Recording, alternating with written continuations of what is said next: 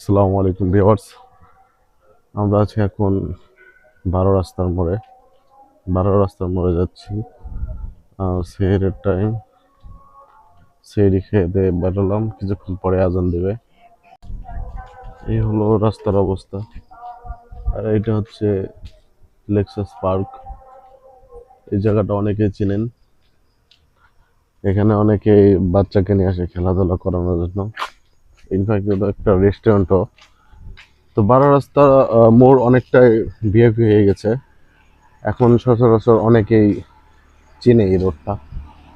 এই রাস্তার লাইটিং, এই রাস্তার ভিউ সবকিছুই ব্যাপক পরিচিতি লাভ করছে।